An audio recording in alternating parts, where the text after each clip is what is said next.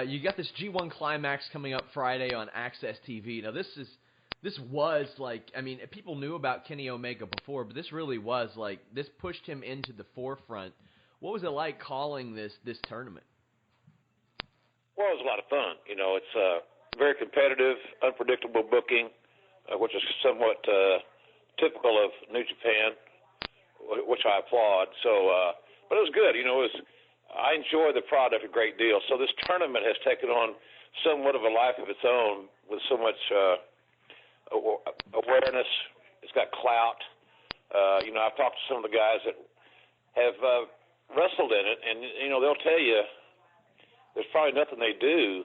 Kenny Omega told me this on my podcast, that the G1 tournament's the most physical and mentally grueling booking that he's ever had. So I think a lot of the guys probably feel that way. It's just it's just relentless, and I enjoy the physicality of the theory of the tournament. So it was a lot of fun. It was a good time. It reminded me a little bit of when we crowned the first UWF wrestling champion, and when I worked for Bill Watts, and we had a big tournament that was really star-studded, and it was unpredictable, had a lot of big names in it, and they were fighting for something. That's the great thing about New Japan and their tournaments and things they do, is that there's always a prize, believable, plausible prize at the end of the day that the tournament winners can, the winner of the tournament can enjoy. And the second thing is, I think it lets others that have competed in the tournament establish who they are, what they're about, how they react on a high-profile match. So there's a lot of good that comes out of this tournament. But I had a great time broadcasting. I think the fans that haven't seen it on New Japan World will hear not only Josh Barnett and myself's rendition of it, our interpretation, but some will see it for the first time, like we did, because I didn't watch any of the content before I voiced it over. So it was a lot of fun. I enjoyed it. I'd love to be able to go over there someday and do one live. That's not our gig right now, but I'd love to be able to do the tournament over the course of several days, because at that point you can really actually feel yourself the gruel and the challenge, the grueling nature of it. So that's a bucket list deal. That's another thing I wanted to mention, is the physicality that they endure during this tournament in particular. This is known as maybe the most grueling professional wrestling tournament, period. Does that shine through whenever you call those matches? Can you tell, like, these guys have been going at it for days, weeks, even? Oh, yeah. They the sense of urgency and the desire to really be at your best is very evident in these matches.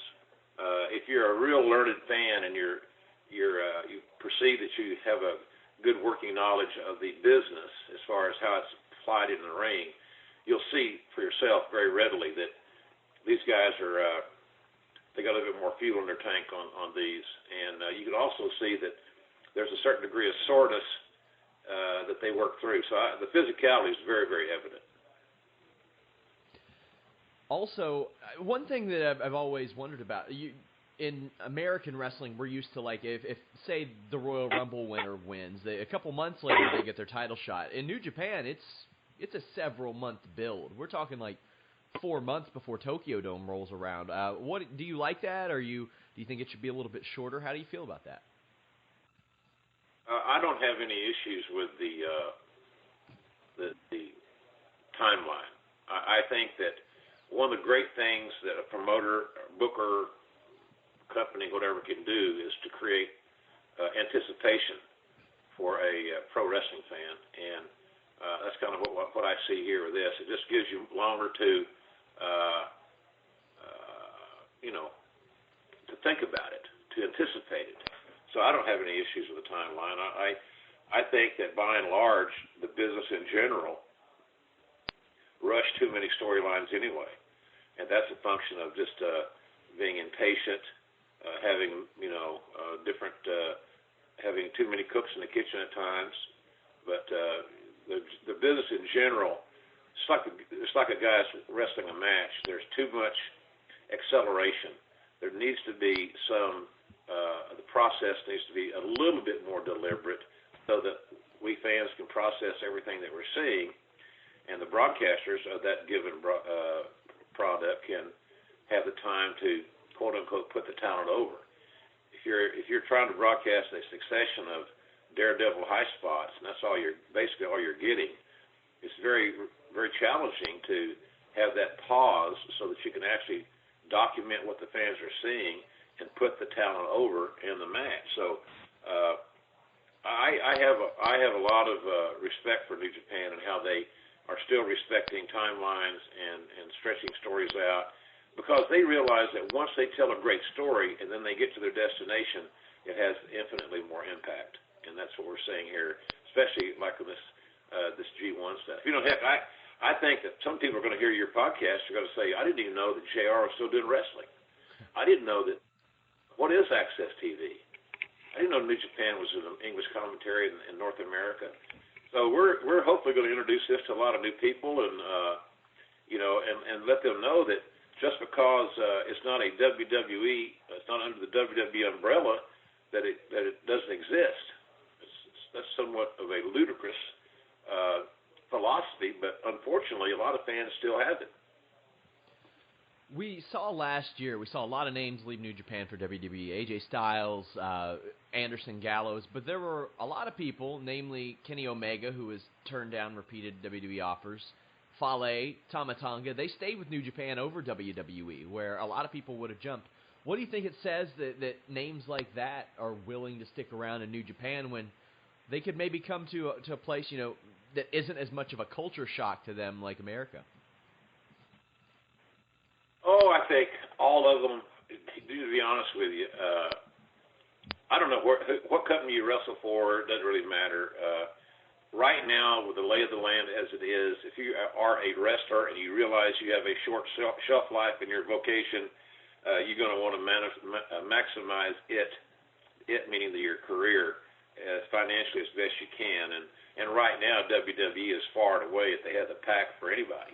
They're going to pay their top guys more money than anybody else. So I would say that the vast majority of every wrestler in the world has some desire to ply their wares in WWE and headline in WrestleMania, for example.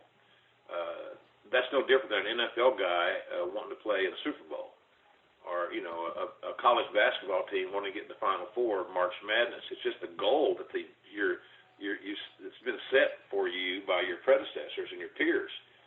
So I don't really. I think any, except maybe some of the native Japanese talents,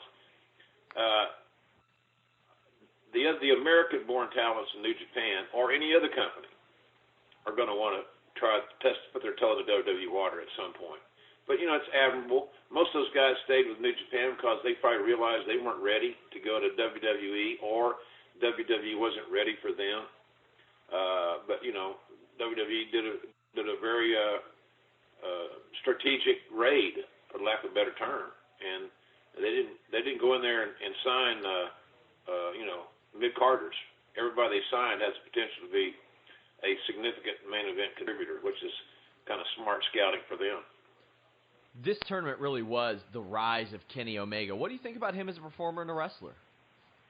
He's good. He's very good. He's going to get better. Kenny there's two sides to Kenny. Kenny is a very introspective, intelligent young man. I really, really, as I mentioned about my podcast, I've had him on twice, and we've had some really good conversations. If somebody wants to hear those, they can check out podcast1.com. For my conversation with Kenny Omega. You'll be very entertained by his conversation. But he's really good. I think he's still putting his game together. I think he would probably admit that he's going to continue to add and subtract and add wrinkles and amend things. So he's not as good as he's going to be, which is exciting. Sometimes Kenny gets a little bit, I don't know, he has sometimes he's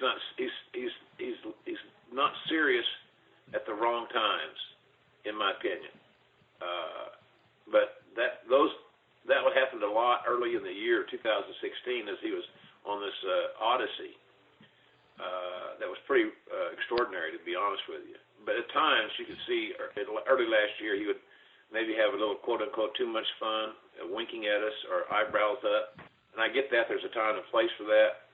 But I know that when Josh and I called the Omega Okada match from Wrestle Kingdom, he was dead serious, and it was the Kenny Omega that I really enjoy watching.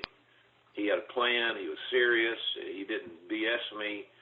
His work was solid and snug and logical. He sold well. He did all the things he needed to do to make that match extraordinary, and it was. So, but Kenny's a star. You know, Kenny's smart. Continued to build his legacy. Even though Kenny's not American, he's Canadian. I would be remiss to say that Kenny Omega has no desire to be in WWE. I think would be now, unless he refutes it.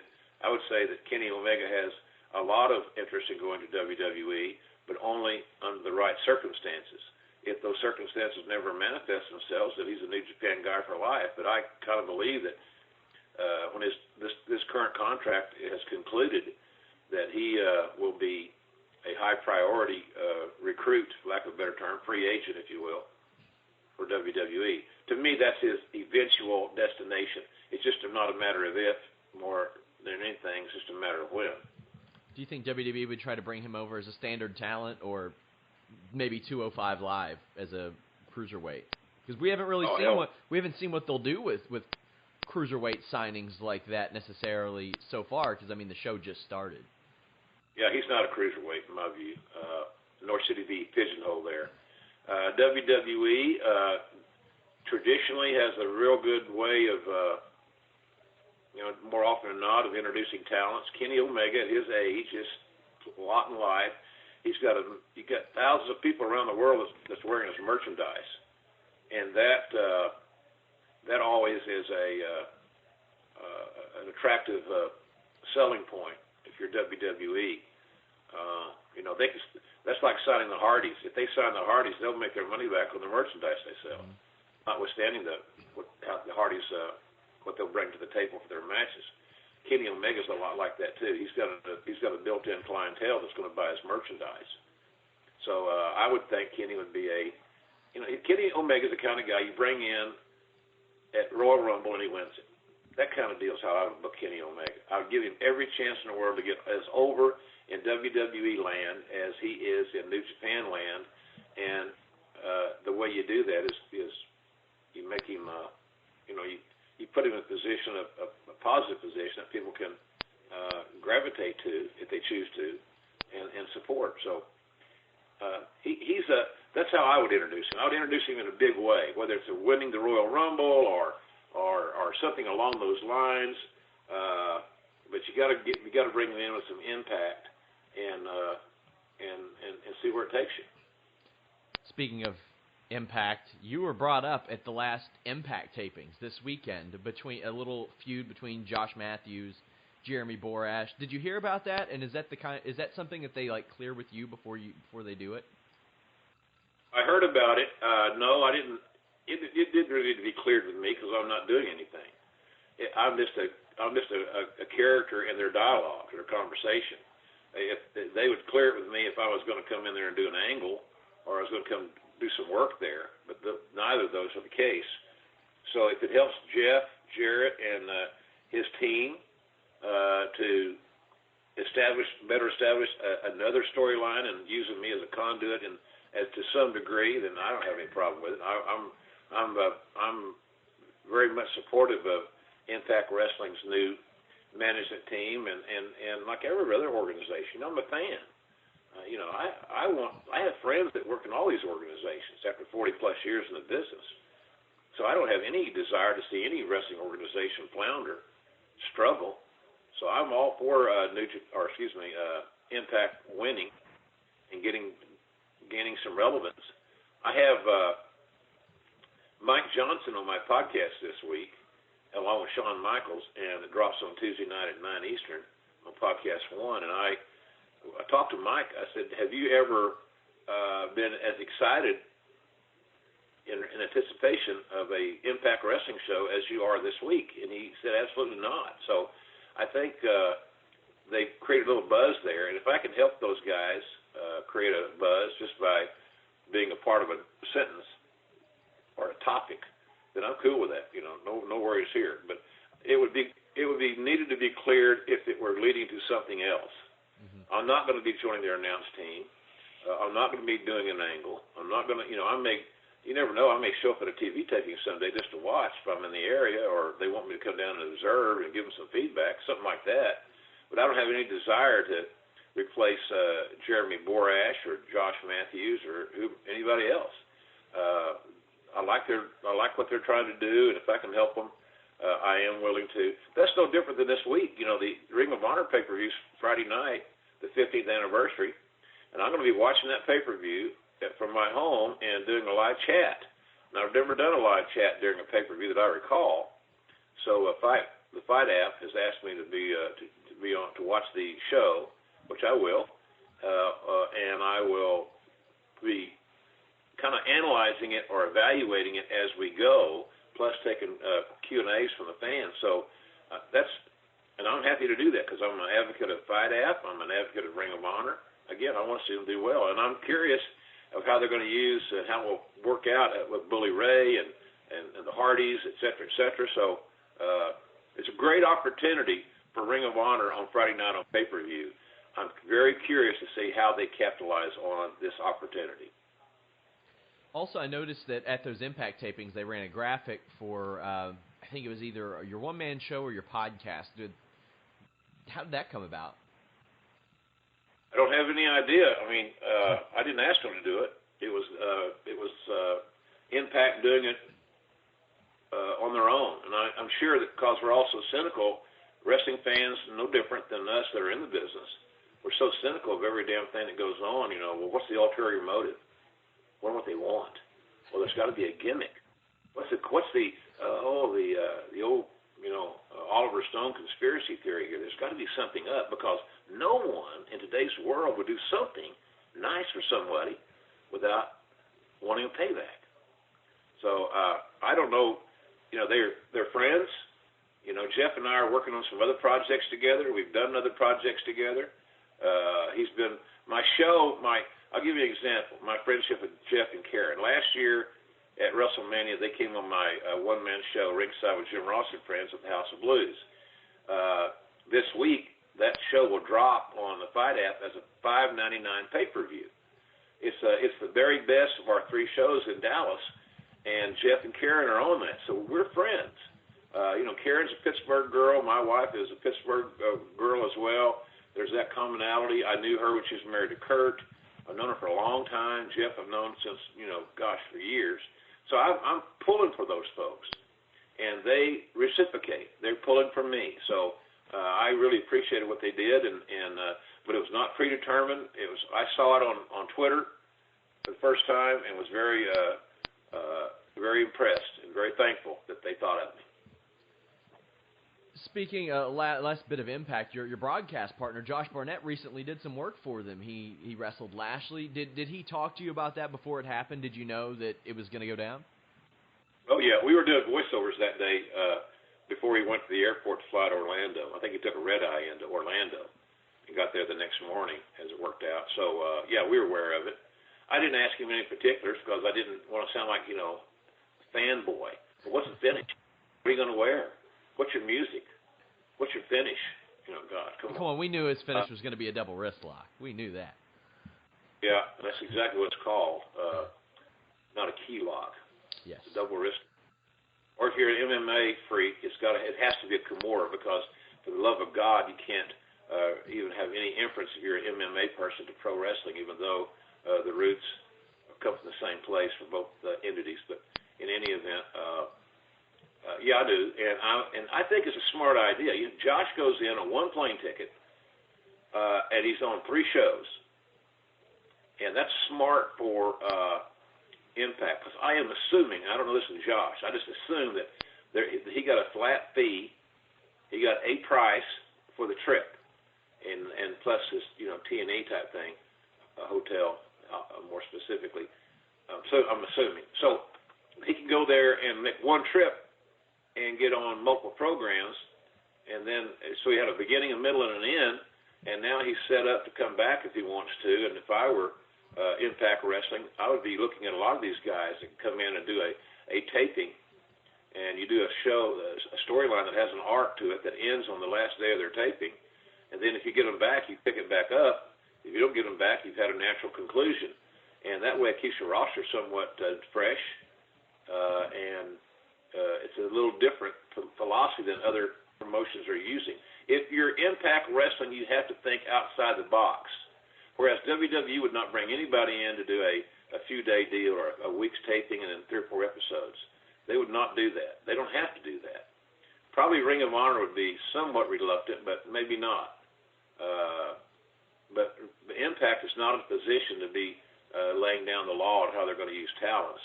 If they can get a talent to come in and work a week and get several episodes of TV out of them, much like Cody Rhodes has done, then that's smart. That's what videotape's good. It will maintain your images. So I would think if I'm Impact and I'm not their booker, nor do I want to be or play one on television, I would say I would consider bringing Josh back because he's an intriguing character that's not overexposed on television.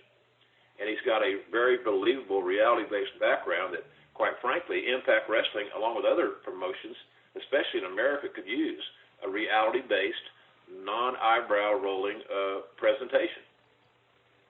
Yeah, I really liked I think that bringing Josh in accomplished a lot of things for them. They have a guy who is a legit fighter in Bobby Lashley, who was beating another legit fighter in Josh Barnett, and that leads to my next question. We're seeing a lot of the blurring of the lines now, like Ring of Honor and New Japan. Now we've got TNA with a guy who was in Bellator against a guy who was in the UFC. We saw a couple of years ago Samoa Joe initially came over, and he was still working for Ring of Honor, even though he showed up on NXT TV. Did you think we'd ever get to this point? Because for a long time, especially WWE and TNA, they were very strict about where people worked. Well, I'd like to think that these promotions are getting smarter, and obviously WWE has somewhat laxed their philosophies from the fact that you don't have to be 6'3" and 245 to get a shot, to get an opportunity. So that's kind of, I'm impressed with that. But no, I always long for cooperation. I've never understood the animosity that oftentimes exists between wrestling promotions. They act like it's the end of the world to actually be professional and cooperate sometimes, and I think that's silly. It's just outdated. It speaks to some of those old egocentric mindsets of the old territory days, where you had the territory run by the Caucasian alpha male ex-wrestler whose ego was still as big as it was when they were in their 20s. They believe that there's their way or the highway. It goes all the way back to my days with Bill Watts when people were criticizing Watts for allowing me to use radio to promote live events. None of the promoters did it to any degree, and we had radio promotions with big stations have a radio night, K95 FM night type thing, and we did a lot of those and helped business immensely. And then promoters would call Watts, "You're crazy. You're spending money where you don't need to spend it. All you need to do is, if they're not watching your 1-hour TV show, they're not coming." That's so ignorant. But that's what you dealt with a lot. It's the same thing as saying when Watts had Ernie Ladd and Junkyard Dog, 2 African Americans, as 2 of his key people in his company. I've heard conversations. I've sat there and listened on the speakerphone where promoters saying, "You're going to kill the business. You can't let those people have that much influence." And I'm thinking, my God, are you kidding me? So I like the relaxed atmosphere, and I like the fact that people are trying to cooperate as best they can. And that's like somebody said about Cody Rhodes working with Ring of Honor. And if Cody Rhodes doesn't have if I'm Ring of Honor, I don't want him to have an exclusive. I want him to be happy. I I want him to make all the money he can because I can't guarantee him all the money he needs. So if Cody Rhodes can work in New Japan or Ring of Honor or even Impact, who the hell cares? As long as he's there for my dates and he keeps his commitments to my company, I'm cool with that. I want him to be happy, and I want him to make all the money that he can. I want him to sharpen his steel and become even a better in-ring performer so I can get some of that. But I'm not going to restrict him from where he can work. That's like, I don't agree with Ring of Honor's deal where they say, well, you're under a guarantee you can't work these independent dates. That's stupid.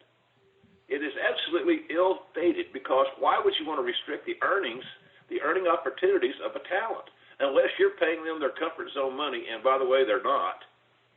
So I want my talents to stay as sharp as they can. I don't want to monitor their dates. I don't want to have a approval process so that we're not letting this guy take, he's not working 14 times this week and wearing himself down and getting susceptible to injury. But, yeah, I believe in these guys working as many dates as they can for as many companies as they can, creating new storylines, and giving the all-important fan base something new to emotionally invest. And that's where it all starts and ends to me. How are you creating the environment so that your paying customer, your fan, your universe, your whatever the hell you want to call it, what are we doing to embrace them and give them something unique? I thought that Ring of Honor last week, when they introduced Bubba or Bully Ray and the Hardys in New York City, was a booking brilliance. So my hat's off to those guys. That's something that Bill Watts would have done back in the territory days, bringing some big star in from another territory, and making a quote-unquote impact. They made an impact, and they got everybody talking. And it was so timely because, so what they got? They talked about that last Saturday night. Now, 6 days later, they got a pay-per-view on Friday that they hope to monetize. So good booking for Ring of Honor. Just a couple more before we go. You mentioned how the perception of size has changed in pro wrestling. Do you think MMA has anything to do with that? We see Conor McGregor, a giant draw. For a long time, Anderson Silva was considered the baddest man in the world, and he would have been a cruiserweight by WWE standards. Do you think that has helped push forward a change, or do you think it's just natural progression? No, I think a couple of things in MMA. I think, number one, the Ronda Rousey effect has been a very positive influence in how WWE has positioned their women. The fact that Ronda Rousey has created, because of her performance and her ability, her charisma, et cetera, a tremendous landscape, or marketing landscape. And I'm a big Ronda Rousey fan, without question. She's been another former guest on my podcast. Huge wrestling fan. I love her. I asked her, she was a bartender. I said, if I walked into your bar, Rhonda, and I sat down at the bar, what kind of, if I said, make me what you think I would like, I said, what would you make me? And she said, well, consider I would know who you are because I've been a wrestling fan all my life, and you've been that soundtrack. I would probably make you a panty dropper. I said, I don't even want to know what that is, but I'm very interested in the beverage.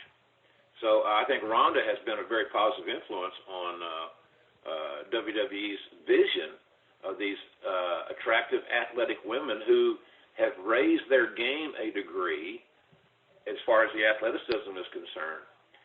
My fear with those women is that they're going to take it too far somewhere, and we're going to get they're going to be put into an environment because, again, to break the ceiling, to break the glass ceiling that doesn't even exist, but we think it does. But we can't put women in environments, or any wrestler, that their skill set's not fully capable of mastering and performing safely. That's one point. So the Rousey MMA effect has helped the women. The other thing that MMA's done is it's lessened you've seen some badass guys that are not 200 pounds in MMA, as you alluded to. And so I think that has a very positive result to that, size is not the only determining factor of what makes a star. It's an amalgamation of things. Size is one of them, but I think being an athlete is more important than size, and being in athletic condition is more important than being a bodybuilder. That's just my personal philosophy. And I think that submissions also have been, back when I started in wrestling for years and years, I never saw a main event babyface lose by submission that I can recall. It just wasn't something that the old school bookers would allow to happen there, have your babyface submit.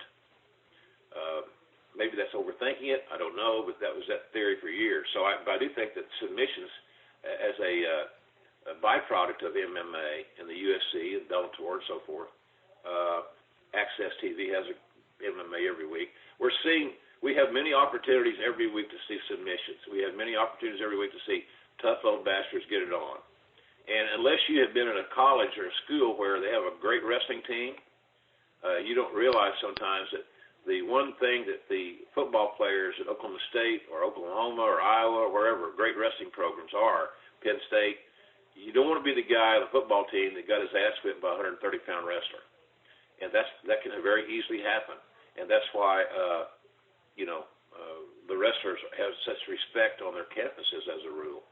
So I think MMA's had a very positive influence on some of the application in the ring, just as I think WWE, or wrestling in general, not WWE, but wrestling in general, has had a very positive influence on matchmaking, heels, baby faces, personal issues, making titles mean something, et cetera, to MMA. And again, your MMA audience will not relish in me saying that, but it's just a fact in my estimation. Well, Jim, I want to thank you so much for joining me. I encourage everybody to check out New Japan on AXS every Friday night. I love hearing an American twist on New Japan Pro Wrestling. And for those of you who haven't watched New Japan Pro Wrestling, there are talents that you're familiar with that are on this program. And it's awesome to have voices that you're familiar with, too. And I love hearing that from you and Josh Barnett. Thanks. My coffee went down the wrong way, but I'm good. You can edit this out, maybe. I appreciate your feedback on that. Josh and I are having a great time. The only thing that's frustrating for us is that we're not on the tip of everybody's tongue. And I don't say that egocentrically. I just think that wrestling fans, if they're aware that this product exists, are going to embrace the hell out of it. Yeah. And we don't have to plug. We're not in a position. The great people at AXS TV allow us to do our work. They count us on the segment. They count us out of the segment. During the matches, they say nothing. It's up to us to create our content and do a good job and not insult the audience. So Josh and I call wrestling in a very athletic context, and we are describing what you're seeing. We're not talking about what's trending. We're not talking about ancillary products or movies or things that other announcers have to talk about. We're not talking about pay-per-views. Hell, we don't even rarely talk about New Japan World. We focus on the game, bell to bell, and try to not insult your intelligence by calling the action in an athletic presentation. So we're really having fun doing it. And like I said, it's kind of frustrating sometimes when I love this one. My predecessor at AXS TV, my good friend Mauro Ranallo, as we all know, is now in WWE land, and good for him. I'm proud of Mauro, especially a guy battling bipolar disorder. He has my respect, ultimately, no doubt. But it's frustrating sometimes when you look on Twitter and somebody says, "Hey, Mauro, you're the greatest announcer since JR." Well, I appreciate that, but it tells me, here's what it tells me. It tells me that they're not aware of Josh and my work on Friday nights. I haven't disappeared. I haven't moved to Uranus and living on a foreign planet, or on a planet, foreign planet. That's good. That's redneck. Living on a planet other than Earth. So I just wish that we think we have a really cool secret, but we don't want it to be secret. We want everybody listening to not only join us, but tell a buddy that's a wrestling fan, hey, have you seen what JR, Josh Barnett call that New Japan stuff on Friday nights?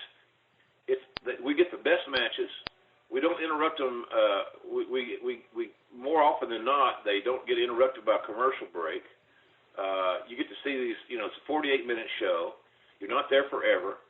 And so I really encourage folks to watch it, and I think that you will be glad that you did.